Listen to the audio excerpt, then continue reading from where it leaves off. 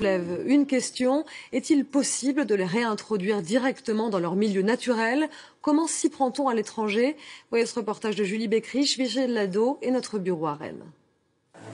Peut-être bientôt la fin de la captivité pour les 26 dauphins qui assurent le spectacle dans les parcs aquatiques français.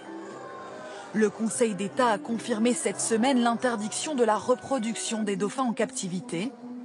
Dès lors, quel avenir pour ces cétacés? Leur avenir pour nous, c'est clair qu'il n'y en a pas s'ils sont relâchés dans la nature. On pense qu'ils ne survivraient pas.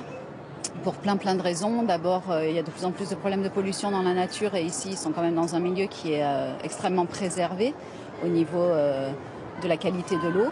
Et du coup, on ne sait pas si leur système immunitaire pourrait se défendre face à la pollution qu'il y a en mer. Et d'autre part, ils ne chassent plus.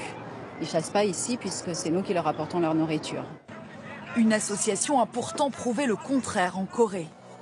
Après 20 ans de captivité, ces 2 dauphins du zoo de Séoul ont suivi un programme de réintroduction dans leur milieu naturel. Dans un enclos en mer, ils ont repris des forces, réappris à chasser et progressivement sont redevenus autonomes.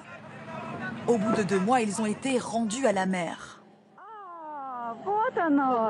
Et ce n'est pas une première. Il y a 4 ans, plusieurs dauphins ont suivi le même protocole. 2 des cétacés ont même donné naissance à des bébés.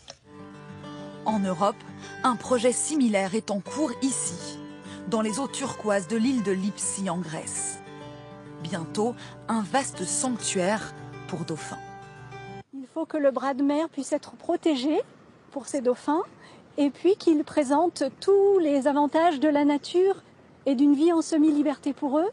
Ils vont pouvoir nager, se faire des amis, chasser en groupe, plonger profond, ce qu'ils ne peuvent pas faire. Et la première chose qu'il faudra qu'ils fassent, c'est apprendre ce que sont les marées, les courants, les vagues. Budget estimé du projet 500 000 € financé par du mécénat. Ce sanctuaire pourrait voir le jour en 2020.